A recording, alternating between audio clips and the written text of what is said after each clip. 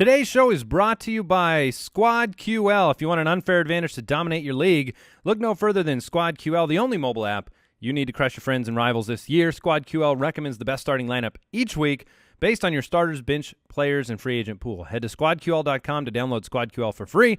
Again, that's squadql.com to download the app for free.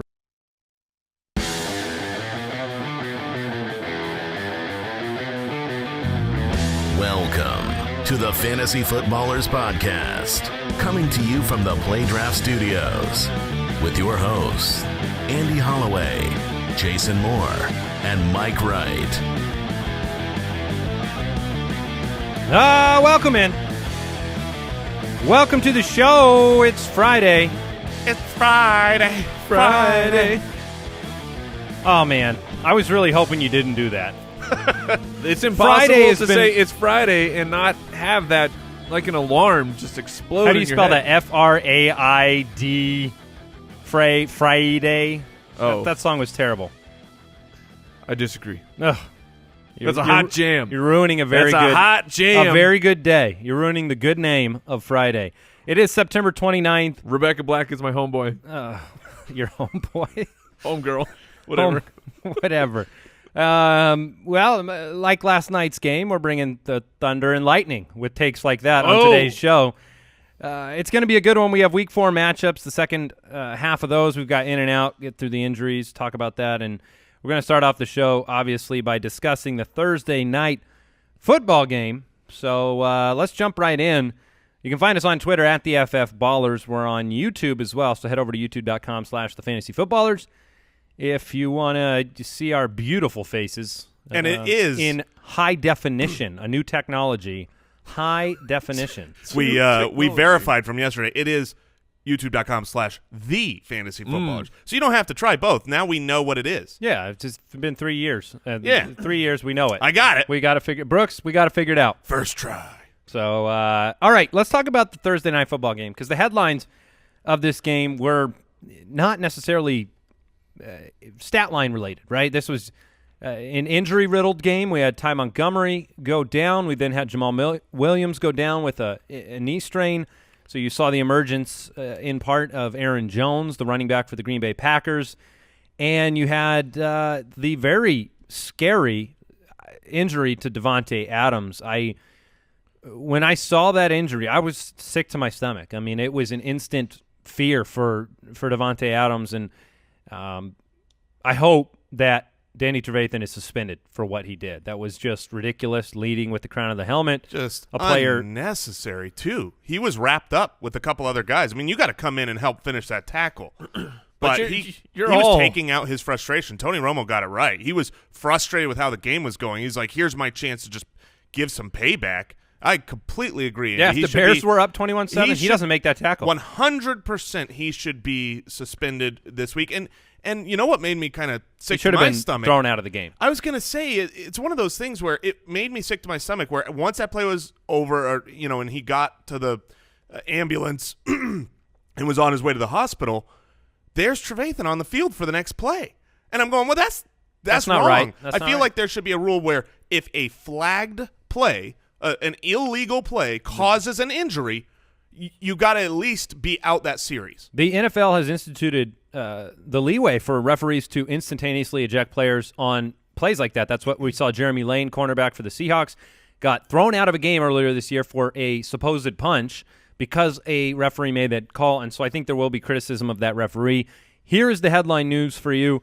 Davante Adams, the MRI on his neck came back clean. He has been diagnosed with a concussion. He avoided a serious neck injury, and that is very, very good news for Adams. I cannot imagine him playing next week.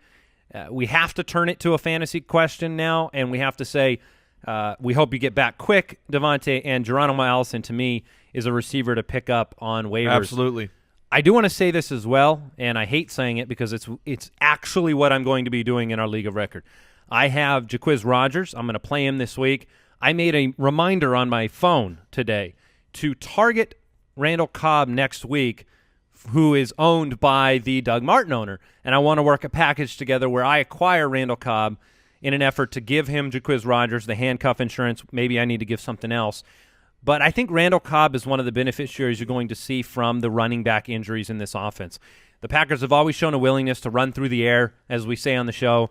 And while Aaron Jones is talented enough to be their every down back if necessary, I don't think they're going to lean on him the way they would have leaned on Ty Montgomery. And I think that Randall Cobb is the beneficiary. I completely agree. It's going to be a Wes Welker, Julian Edelman type of role where, the quick slants and run through the air with Cobb. If you're in a PPR league, I love it. The fantasy rundown last night, Aaron Rodgers, very efficient, 7 for 9 in the red zone, 4 touchdowns, 179 yards, didn't have to run the ball at all. He was a great play.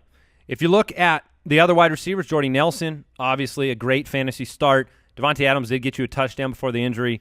Cobb got a touchdown 2. as well. Yeah, he had 2 touchdowns. The one was called back on a holding call. Correct. And that was the play before the injury. And then Jordy Nelson ended up with the touchdown after that. If you look to the other side of the ball, I want to ask you guys about Tariq Cohen in this game. You have a lot of issues with the Chicago Bears offense, and Jordan Howard got you a garbage time touchdown to save your day for Jordan Howard, so he was fine. He was in the 15, 16-point range. Tariq Cohen, not a great game for Tariq Cohen. Wasn't on the field. Wasn't on the field. Jordan Howard had another brutal drop in this game. I mean, I feel bad because I love Jordan Howard. Like, I know how much Jordan Howard wants to win. Like, you've got those players that are just so committed to the team and want to succeed so bad. It has to be the most frustrating thing in the world to have the ball continually bounce off your hands and not be able to change that fact. But here's the thing. If you watch the game, and I want you to ignore the numbers, except for maybe the turnover number, for Mike Glennon, Glennon's time is done. Mitch Trubisky will start the next game. That is my solid, stone-cold prediction. They have 11 days from last night's game till their Monday Night Football game. If you're ever going to change the position, the time is now. The team's offense with your eyeballs, you watch it, it's terrible. Last week, Deontay Thompson was the only wide receiver to catch a pass. I mean, this is Mike Glennon's efficiency. When you look at his his completions to total attempts, it looks okay because he's just dumping the ball off every single play to Zach Miller or Tariq Cohen or trying to do it to Jordan Howard. It's a mess in Chicago. Yeah, I'm not as confident as you that Trubisky will start, but I definitely agree with you that he should. Some of the interceptions that were thrown, it's very simple. He missed the receiver by 4 yards, and when you miss a receiver by 4 yards, guess who's probably going to get the ball? The other team. So I agree. Glennon is not a trustable guy. When it comes to Tariq Cohen, I'm not as I would go target Tariq Cohen because he still looked amazing. He had this super long run that was just unbelievable. Call back on a hold towards the end of the game. Last night just went really bad for the Bears all the way around. I mean, you started off with several turnovers that weren't their fault, and then the touchdowns from Green Bay. Then you have the game stoppage because who of weren't lightning. Their defense's fault, right? Is that what you're saying? I'm saying that it's not the fault of Tariq Cohen. I got you. I just meant like the team made a ton of mistakes, and I wasn't sure who you were. But then there was the lightning stoppage of the game for a long period of time. Then there was the injury that really kind of changed the mood of the game. The rest of it was just a weird game, and I realized that Tariq Cohen wasn't out there as much as fantasy owners would have liked to see him out there. But he was still electric. He still got it done on some plays that were called back. I'm not by any means scared off of Tariq Cohen because of a bad game. Well, it's the notable numbers are Tariq Cohen had played at least 40+% of snaps in every single game.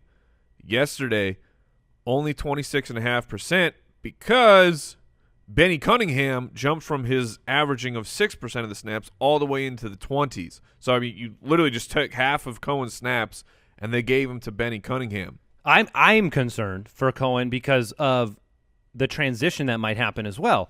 To Trubisky? Yes, because Trubisky showed in the preseason and a willingness to drive the ball down the field. That's and fair. Not a fear of doing so, and therefore having to, those targets for Cohen, I think everyone, tons of them were inside slant routes from the he's slot. A short target guy, yeah. And so you mix that with Benny Cunningham, who looked fine.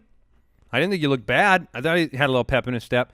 I just worry that we've basically handed Cohen a title or role or position that he may not have the ability to sustain. I do not think you go drop him. I do not think you go trade him for pennies on the dollar. I just think if you're counting on him as your running back 2 and you're making plans for the rest of your NFL season, you need to add more pieces to your backfield so that you can match up plays, so that you can basically hedge against Trubisky changing things in this offense, because Cohen is so young. He's barely been a part of this offense. We don't know the blueprint yet for his usage rest of the season. Yeah, I think that's a good take. All right, it is Friday, and that means one very important thing.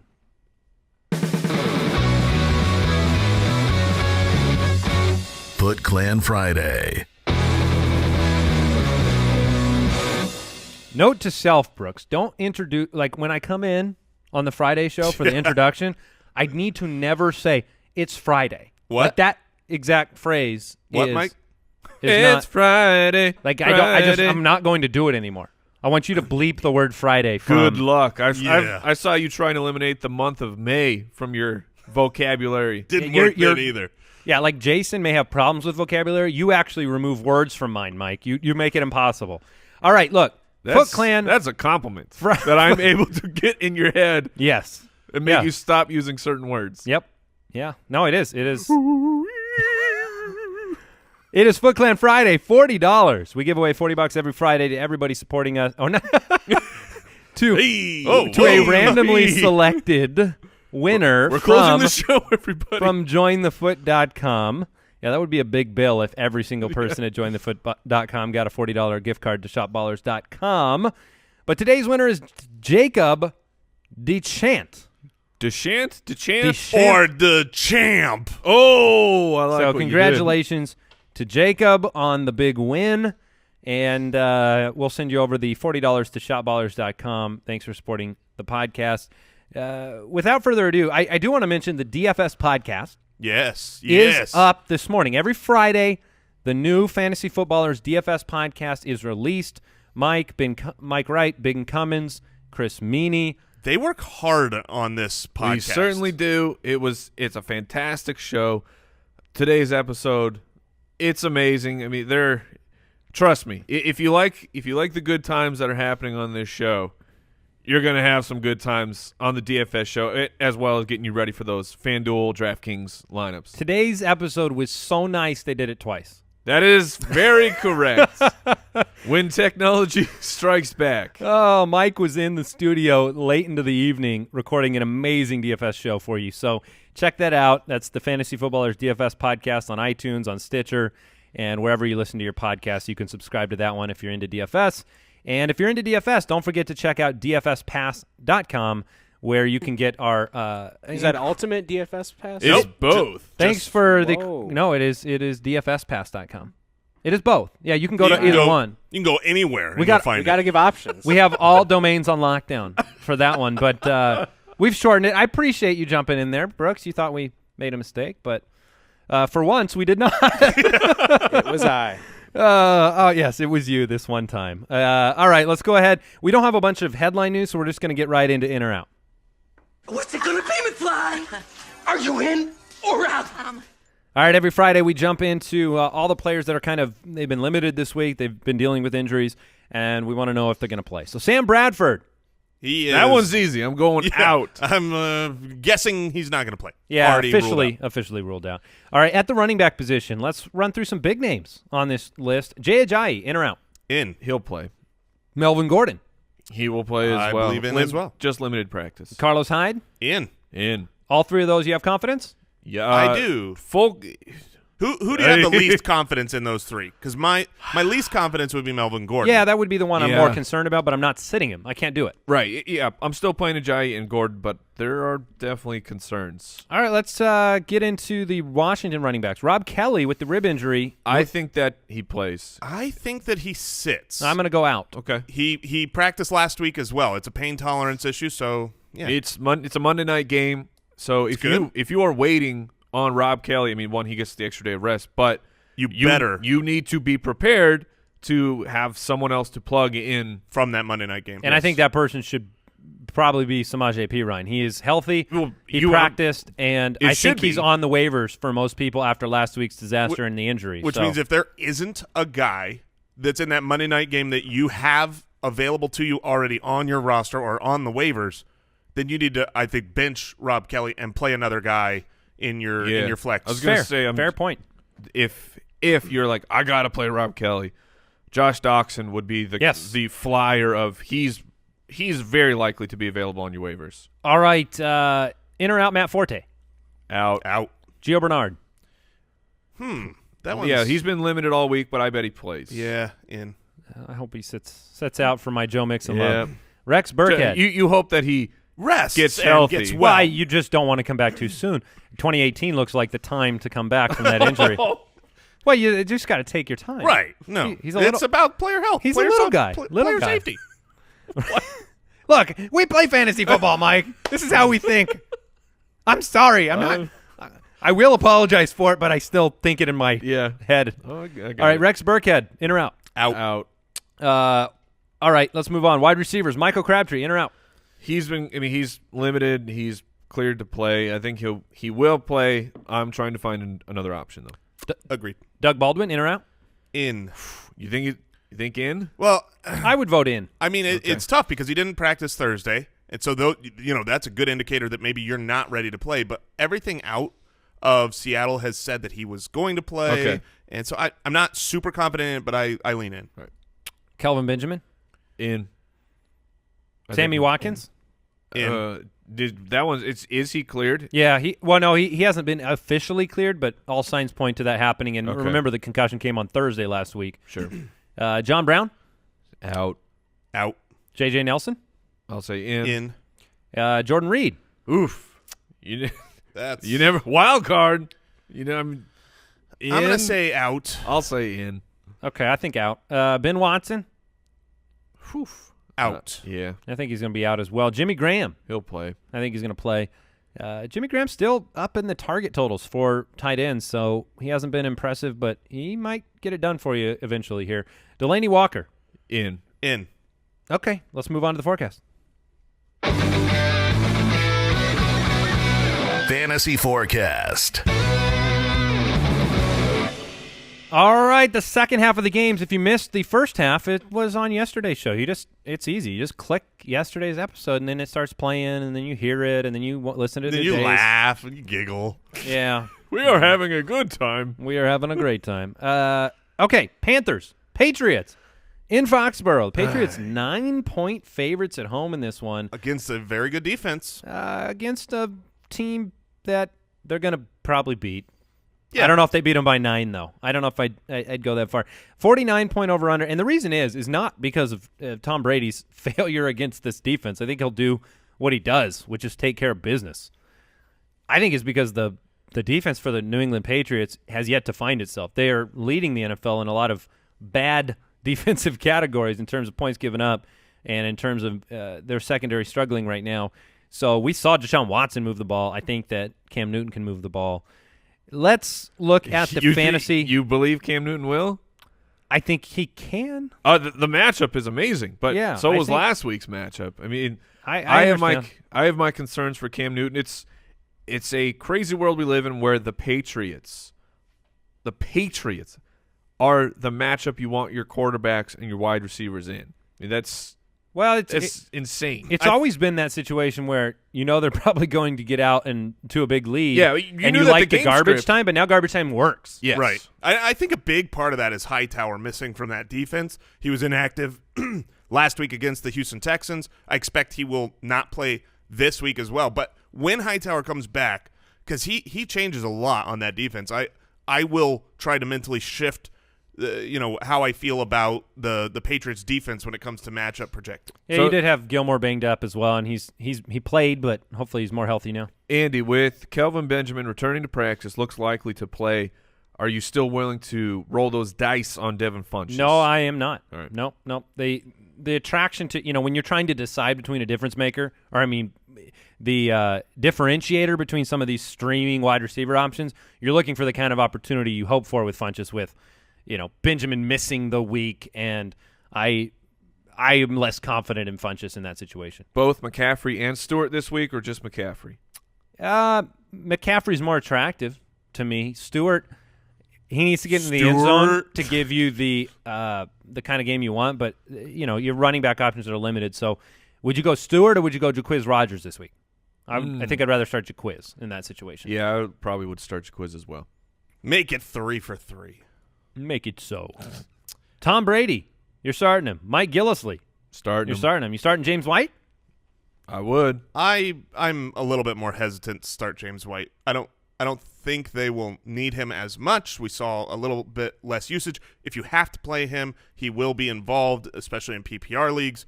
But I don't love him. Sure. Snaps were there. The production wasn't there. Yeah, James White is he's basically an every week flex for me. When I'm saying I'm starting, he's not a running back 2 in my lineup, but he's a great flex option. For the David Johnson owners out there, he's our sure. RB1. He's our RB1, yeah. Yeah. All right, Brandon Cooks, big week last week. Chris Hogan, you confident in starting him or Amendola this week? More confident in Hogan this week. I feel like right now you have to be starting both Cooks and Hogan. You're going to get games where they're not the ones that get it done, but you don't want to miss the opportunity with the Tom Brady touchdowns that will come. It's just like what you see in Green Bay. I mean, did you start Cobb? You were fine. Did you start Jordy Nelson? You were fine. Did you start Davante Adams? You're fine, because there's so many touchdowns being thrown. So I'm saying that right now, Brandon Cooks, Chris Hogan, they are weekly starts. Now the Panthers defense, they're allowing a low yard per completion, just 8.5 yards per completion, best in the NFL. Still feeling the Hogan, or maybe you think this is a Amendola? They gotta dice him up on the inside. I always love Amendola when he plays. I'm what is that rule? 80-11 because it's got an asterisk that says Edelman has to be out as well. Right. So I think you could start all 3, and I'm not sitting here saying Chris Hogan's got a great matchup and I expect a huge thing. It's more about I'm going to be willing to take my lumps in bad matchups to get the big win-me-a-week games out of these guys. Okay. Let's move on to the Jaguars and the Jets matchup. The Jets are 3-point underdogs at home in this one. We saw some signs of life from the Jets offense last week. Talked about Josh McCown on the show yesterday. Looks like Matt Forte is going to miss this game. I think this is an opportunity for Bilal Powell just on sheer volume to give you kind of Plow. He's back. Yeah. Maybe. Plow. Maybe. Plow. Yeah, I think Plow is a very good start this week. With Forte out of the way, there's an expected heavy workload, and I don't think that Elijah McGuire can do enough to – I mean, Bilal Powell will get enough use to be valuable for fantasy football, and we already know he's talented. And when have we seen him get heavy usage and not be productive like ever? No. When he gets the targets, when he gets the that's carries, what it is. He's great. It's the targets. Yeah. He needs to be involved in the passing game. I'm going to tell you something else I'm doing this week in our League of Record. Ooh. I am starting Austin Safarian Jenkins, and I'm doing it over Evan Ingram. I'm doing it over Jared Cook. I'm not trying to talk you out of it because I'm playing you. Yes. But what you were talking about earlier in the office about how you were talking about his blocking, correct? I was talking about on the show yesterday. I said he only missed one blocking assignment, and then he only was beat once. Right. In the block. He was only asked to block once. No, I'm just kidding. No, but just the way I feel about the game here against Jacksonville, I mean, their pass rush is insane. So will Safarian Jenkins be called on to block more than he was last week? I don't think so. Okay. Yeah, I mean, obviously I'm making the decision to start him. I was very impressed with the fact that while he was such a good blocker, he was just on the field a lot, and they need weapons in the passing game. It's like a Greg Olsen. Greg Olsen is unbelievable. He's able to block well. He's on the field every play. That's a good point. Because he's on the field so much, he'll get his shots. At the end of the day, I went with the home tight end versus the risk of Jared Cook. I brought up the point yesterday, and he's still my start of the week. I still love him at that position, but at the end of the day, I went with I like the matchup better for Safarian Jenkins for my roster to have a big play happen. I don't think a big play necessarily is going to happen against Denver. I think the baseline might be better for Cook than it is for Austin Safarian Jenkins, but this is why we talk on the show all the time about it's not just the matchup the player has. Right. It's the matchup that you have as a fantasy owner against the opponent you're playing. And I would like the upside of a big play. We've seen Austin Safarian Jenkins the last time he showed his face in Tampa, that was one thing he could do, is he could give you a very big touchdown. And so I'm taking a big touchdown opportunity with Austin Seferian-Jenkins in this one. And you know the rule for tight end this year. If your name's not Rob Gronkowski, you're required to have a 0 week every 2 weeks. So, look, you're taking a shot with somebody. You like Ryan Griffin this week. Yes, I do. And for in this game, though, Jason, you like Marquise Lee a good bit. I do. I think Marquise Lee is their number one wide receiver. And if he's the number one wide receiver, he's run the most routes, got the most targets. He's looked good. Remember, back in the day, he was a first-round pick. I mean, this is a talented wide receiver who struggled with injuries early, and now he's got the opportunity. So I do like it. I'm certainly not afraid of the Jets' defense. Just so he was a second-round pick. Yeah, he was drafted. Right. What you're remembering is he was drafted before Allen Robinson that year. Oh, all right. So he was. Yes. Thank you, Judge Giamatti. He was. I don't think that was the same year. Vet me on this one. I will. Brooks. Continue talking about that offense, and I'll vet you. I don't think that was the same year. So he like Lee. I think that Hearns is still a good play as well. He's getting involved. He's getting those touchdowns. And as gross as it might be, Blake Bortles is a fine play.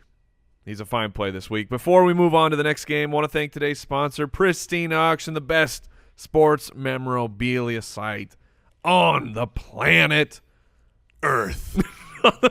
and Mars. Maybe. They count as well.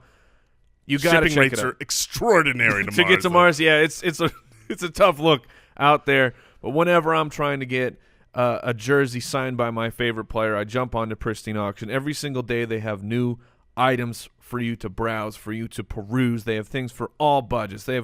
Are you trying to get that high-end piece that just sets the office? And people they come in, they go, holy crap, where'd you get that? You say, I'm not telling you. I'm not telling you.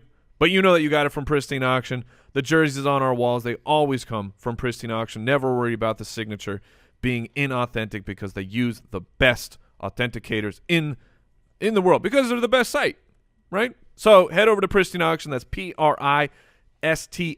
auction.com. You make that completely free account. You let them know that the Fantasy Footballers sent you. Yeah, you won't be disappointed. We want to thank HelloFresh, not only for sponsoring the show, but you know what?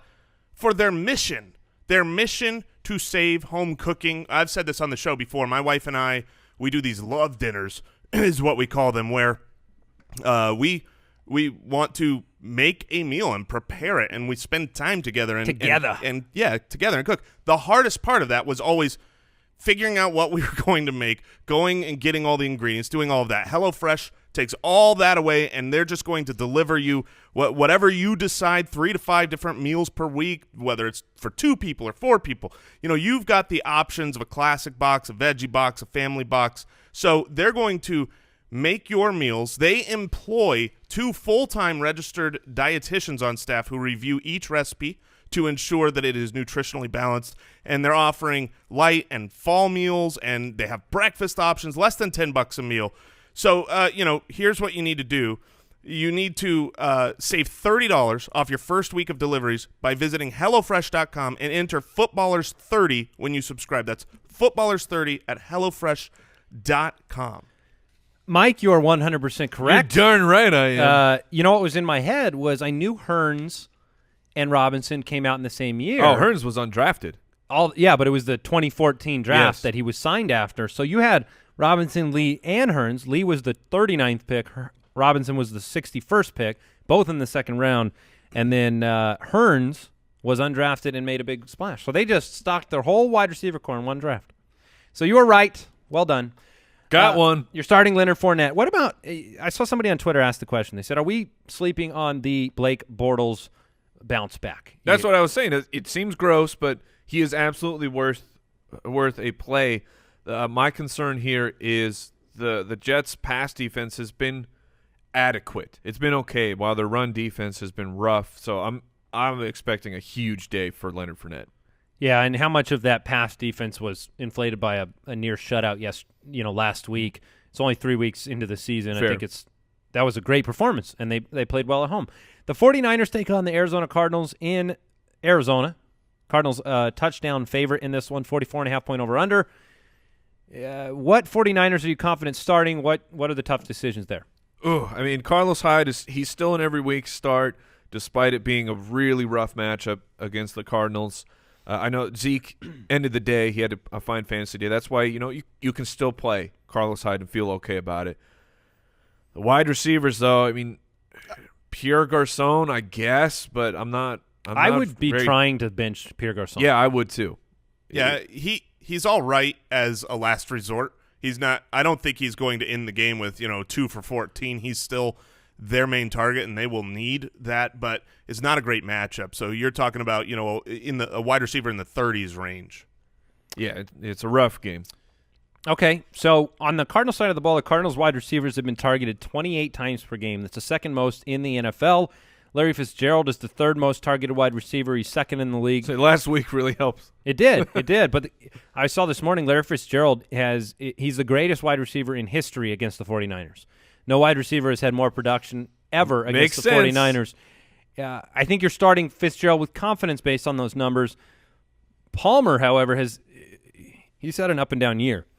Mostly down. 56% of his passes completed. But the problem has been the offensive line. And at least in this matchup, the 49ers defense, they've only sacked the quarterback on just 3.3% of attempts. So that's the second worst number in the NFL. So maybe a little bit of a reprieve for the Arizona offensive line. And they also should get some pieces back, right? Yeah, I had seen Mike Iupati. Yeah. He is not going to play this week. He's not? No, I was hearing from Mike Drecke. He says there's a 100% chance he returns on Sunday. That would be awesome. Yeah, he did say that. That is a huge difference maker. Every beat reporter that I've heard talk, every coach comment, all say that they would be shocked if he plays this week. So he's saying he's playing, and there's an expectation that DJ Humphries can make it back this week as well. That's what I had heard. The left tackle was going to be back. Now they lost Alex Boone, the guard, and so Iupati coming back makes a gargantuan difference for Carson Palmer and for the running game. Yeah, I was going to say, would you start Chris Johnson this week? Would you start him over Jonathan Stewart this week? Yeah, I'd start him over Stewart just with the news of him being named the official of Coach Arians saying he's still the starting running back, and you can run. Clearly you can run on the San Francisco 49ers. Whose stream of the week was Carson Palmer? Mine. Okay.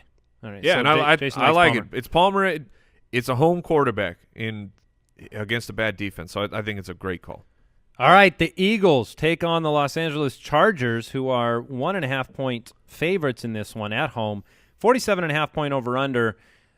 We've seen the emergence of Carson Wentz in the passing game this year.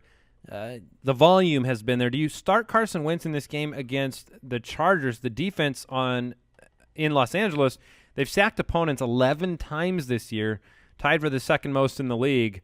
Should be under pressure in Los Angeles. What do you think of Wentz? I think that he's a fine start. He's not I wouldn't project that top 5 type of week for him, but when he's in a positive matchup, I know that the pass defense, look at the numbers for the Chargers, say 5th best in allowing yards. I think that's one of those small sample, it's skewed right now. That's not where they actually belong, especially with Jason Verrett out for the season. So I'm fine playing Carson Wentz this weekend. Yeah, and his number one target is Zach Ertz. Yeah. Love Zach Ertz. He's been targeted more than any other tight end in the league. But you do have to temper expectations this week. It's not a great matchup. You saw the Chargers last week hold Zeus himself to 1 reception for 1 yard. And over the Greek god? Yes. Wow. Yeah, that's tough, holding the Greek god. Is Zach Ertz better than Travis Kelce? Yes. No. For fantasy football, I'm talking about NFL. Is he a better? Oh no. Is he a better? I don't think he's better weapon in than either Travis. capacity. Okay. Yeah, just only because I believe that Kelce has more of the Gronkowski aspects to him that allow the very, very big play to happen. While I believe Ertz is super athletic and very talented, he's more of a PPR player to me. He's never been able to find the end zone consistently. So, but neither has Kelce. I agree. No, they're very close. I mean, they're very close. I agree with what you're and the how injury you're describing those two guys. Situation. But the difference is that even though he's Gronkian in his ability, he does not have a quarterback or an offense that's going to utilize that heavily the way that Tom Brady does. We've seen that, right? I mean, his touchdowns haven't come. So that's why I would, for fantasy, prefer Ertz just because of the target volume and, that's totally fair. If you had to pick a running back on Philadelphia to roll the dice with this week, Jason, is it Blunt or is it Smallwood? Oh man, I mean, it's not rolling the dice. That's Russian roulette. I mean, that's just saying I hope I get this right because if not, it's going to explode in your face.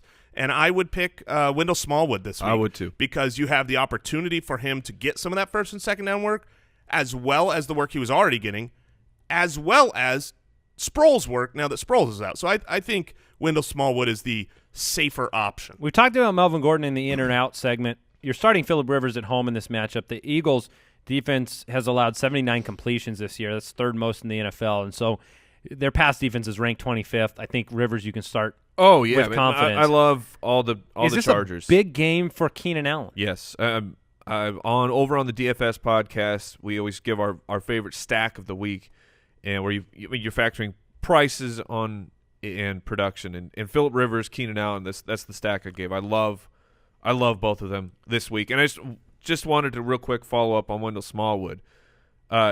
His passing production profile in college, you're talking his sophomore year caught 31 balls, his junior year 26. So he has that in him. So just a little bit more fuel for the fire of him taking over that Sproles role.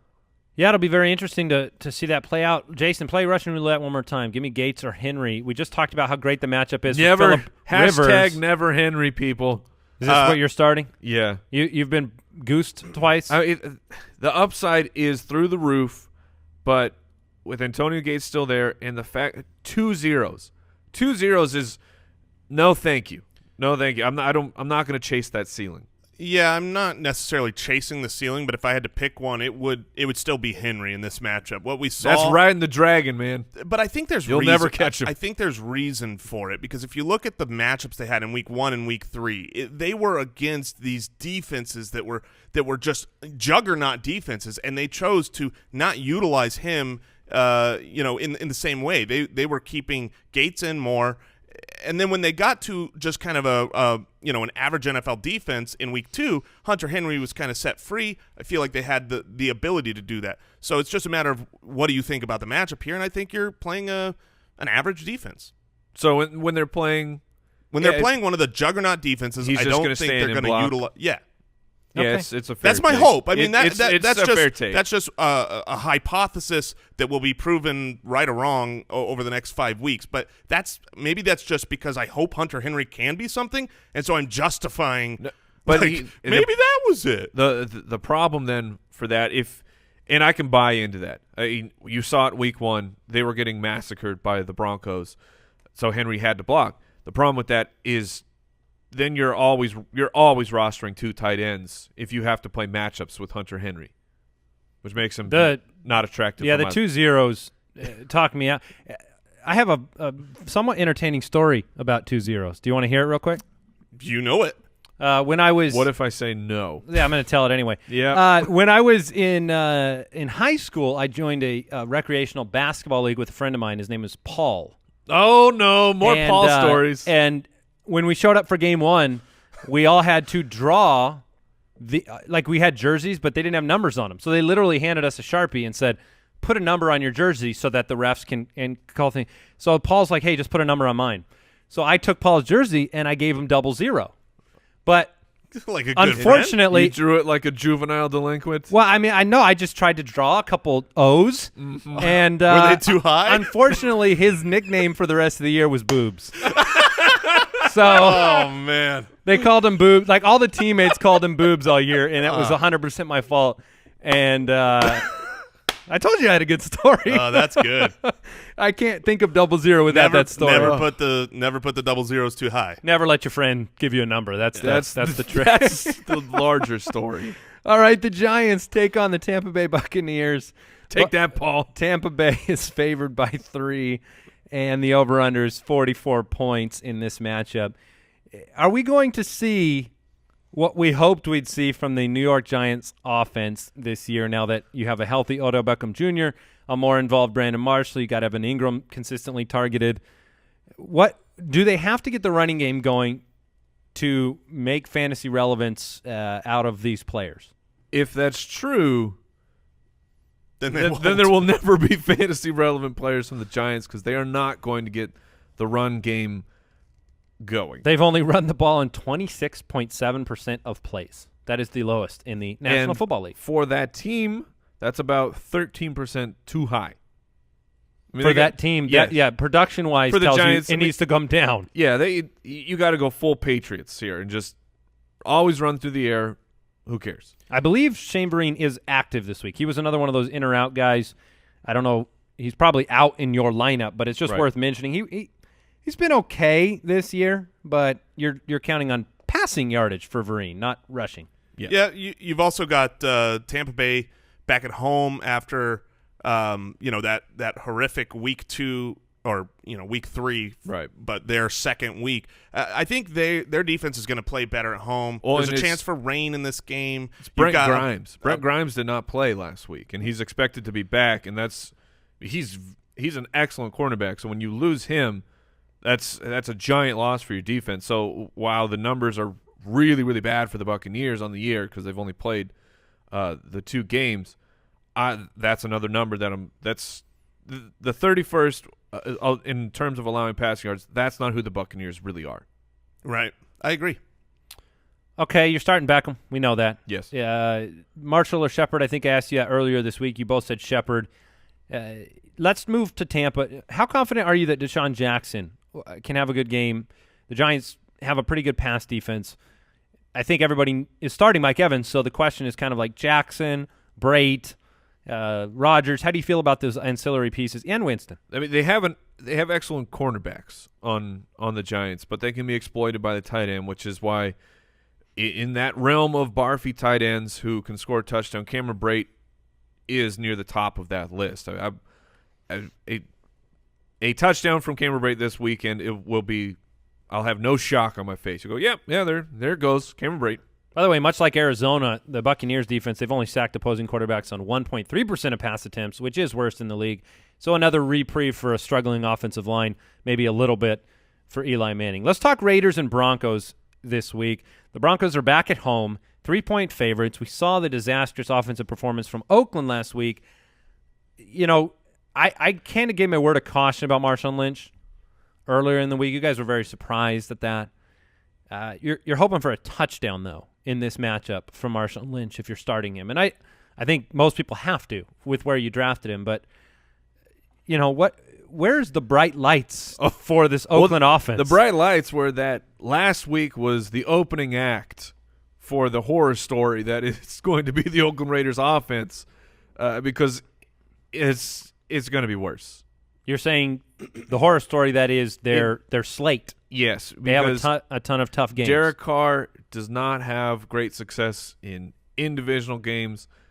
It's on the road against possibly – what's that? We got a ton of heat on our Derek Carr takes. People coming to his defense saying it's one game, talking about how much we're over. It's not one game. Go look what Derek Carr did against his division mates last year. I mean, it's rough. It's really, really rough. The numbers for Michael Crabtree and Amari Cooper against the Broncos, really rough.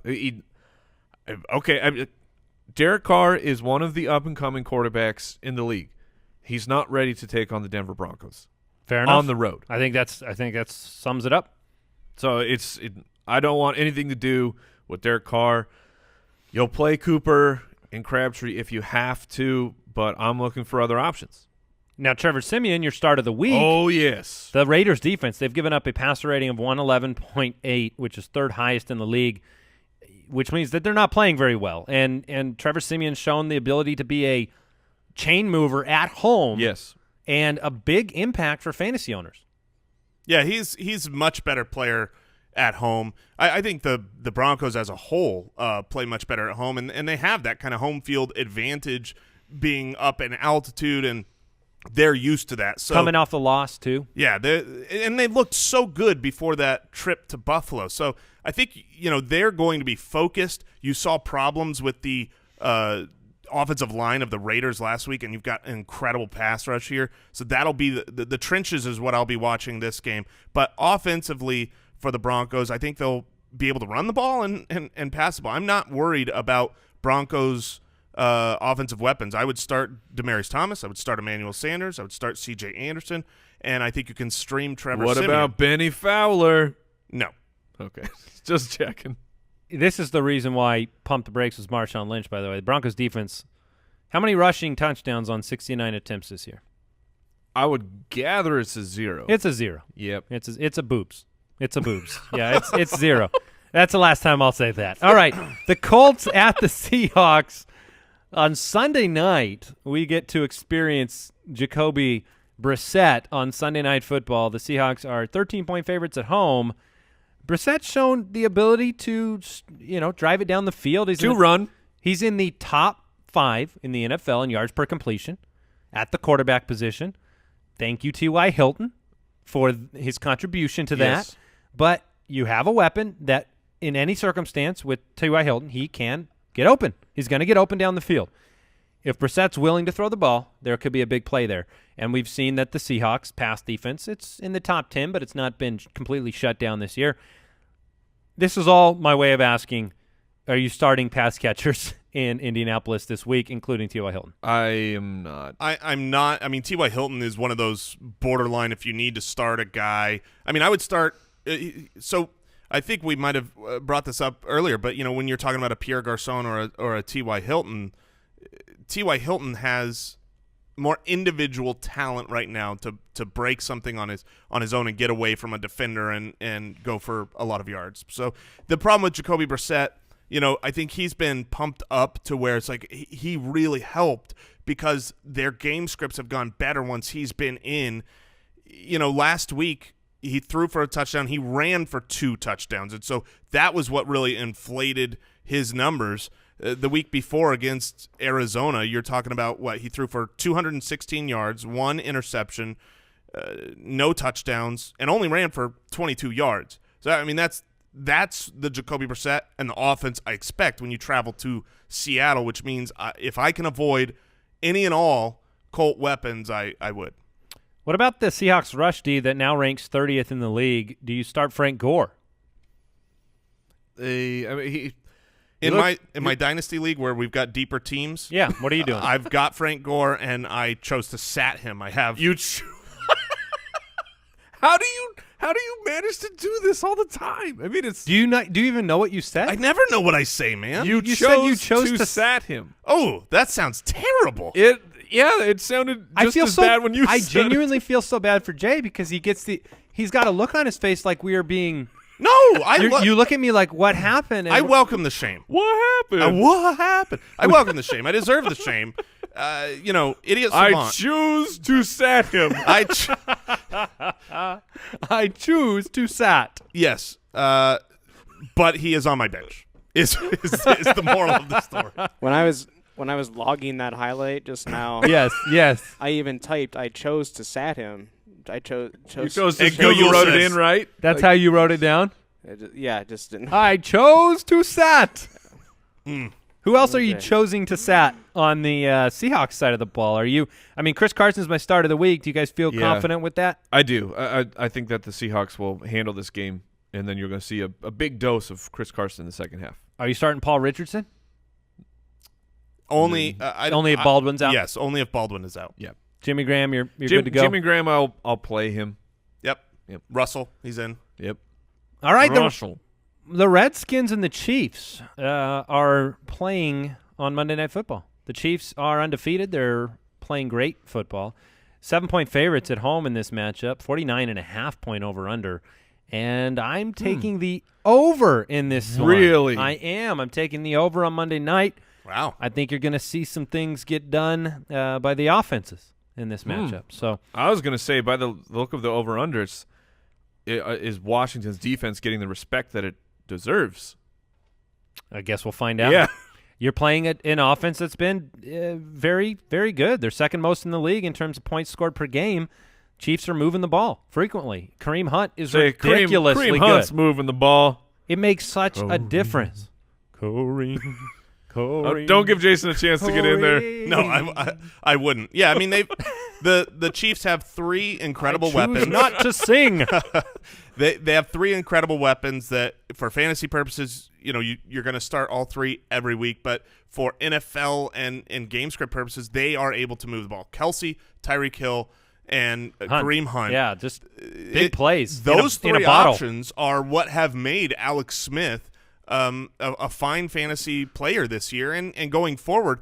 Last year what happened is you saw Alex Smith, who was always a good startable, streamable guy because he ran. Well, he stopped running 2 years ago, and it seemed like his production was going to be gone, and you're not going to be able to start him. But then he got game breakers. You got guys that can move the ball for you, even though you're only throwing the ball 5 yards. Yeah. And so I think Alex Smith going forward is a guy that you can lean on. Can you lean on him against Washington though? I think you can. I think I would. I'm playing him in a dynasty league. You're playing him over Trevor Siemian this week. I am. Ooh. I'm staying That's a in. mistake. I'm staying in the flames with Alex Smith. Here's the deal: I'm 3-0 in that league, and I cannot tell you the level of satisfaction it brings me to have played Alex Smith every week. It's like you went to Baskin Robbins and they did a contest for the most delicious flavor, and vanilla won. I'm on top of the world. You have access to the 33rd flavor. Like that's how elite it is. Is that what Trevor Siemian is? No, I was saying when you win with Alex Smith, everyone's in those 32 flavors, but you're outside the box. Hey. I'm you quite, get that I'm VIP quite happy. treatment. And look, I said I would start him over Siemian to just kind of argue with you. I'm not 100% sure I'll start him over Siemian, but I probably will because of just how he's so consistent right now. I like the odds of him having a good game at home on Monday Night Football. Andy Reid with an extra day to prepare for this matchup, sure, and everything that they've done so far. So I'll probably stay in the Flames and count on Kareem Hunt and Tyreek Hill to take it to the house for Alex Smith. On the other side, a lot of talk has been, where is Terrell Pryor? What's happened to him? And that question came up this week, and the opinion was, watch out for Josh Doxson. That was the opinion on Terrell Pryor. What do we make of that? And should you speculatively add Doxson for an increased role in this offense? Yeah, I'm absolutely doing the speculative ad of Doxson, not playing him this week. But just the snaps are going up. He was drafted to be this guy. Terrell Pryor, it's not materialized. The guy, he's played 1 year as a wide receiver, is an absolute off the chart athletic monster, but he hasn't got that rapport going with Kirk Cousins. Granted, Kirk Cousins the first couple weeks was nothing special. So I'm not giving up on Terrell Pryor. I'm not cutting him. He's been a buy low for you this week. Yeah, the way you've talked about it. Yep, I like the buy low, but even when I'm buying low, I'm not buying him to play this week. Right. It's not a great matchup this week, even though the Chiefs are ranked 22nd for fantasy points against the wide receivers. There were a couple broken plays in that Eagles game that really went to the outside. How good is Marcus Peters? Great player. He's unbelievable. It's a good defense, and it's a tough place to play. I would not take the over in this game just because I don't know that Kirk Cousins going to Arrowhead with the current weapons he has will be able to drive up the score. You know what we've never done? We've never done an over-under-water bet. Ooh. That seems like it would be really entertaining on Monday night. Yeah. To do an over-under-water bet. I mean, I say the over, you say the under. It's 49.5 points. Fight. I'll get it. Oh, yeah. Water bet. Will you throw that in the on the board there, Brooks? I will. Thank you. Thank you for that. All right. Hey, every Friday. Well, we have a couple injury updates. Okay. Before we get into the daily dose. Go ahead. Kenny Golladay did not practice on Friday with a hamstring. By the way, Marvin Jones will be matched up with Xavier Rhodes. Yes. So yeah, he has been eliminated. So start your golden He days. has been eliminated. Rex Burkhead did return to practice, so maybe he gets in. And Ben Watson also returned to practice. All right. Oh, Thank all you right. for Sounds those. good. Thank you for those updates. Every single Friday, we jump in to the Daily Dose. The Daily Dose, brought to you by PlayDraft. Hopefully, you have been playing along with us this year on the Draft app. It's great. It lets you continue that whole off-season draft time fun all through the year. And we do a head-to-head-to-head draft each and every week where the loser has a terrible lunch bet. And this week, I had to watch Jason and Mike eat piles of delicious Mexican food. Oh, it was so good. While they got me a side salad to eat, and they removed the cheese. They took it was lettuce and tomatoes. That was my gift. So the loser this week has to endure some type of terrible lunch bet, and I will not forget the day I ate lettuce. So the day I choose to sat. We're doing the expert draft where all the top players are gone. Yep. Okay, so it's pretty much garbage, and I've got the first pick. It's hard to pass up Mike Gillislee here. I'm even saying his name, but I have to because Odell Beckham being here is absurd, and I'm going to take him. Dang it, man. I thought you were, with all that Mike Gillislee talk, I thought maybe you did not see that. That seems like a broken. Well, hey, you got to take advantage of whatever you can find. What is he doing there? Yeah, it's probably an algorithm of the first couple weeks, and obviously he had a bad week when he was in there injured, so he's low. Congratulations. He's on my team. Congratulations to you. I'm feeling good over here. Oh, my goodness. I like the matchup. I trust in Case Keenum at home after last week's performance, so I picked up Adam Thielen. All right, I'm gonna get a little cute here.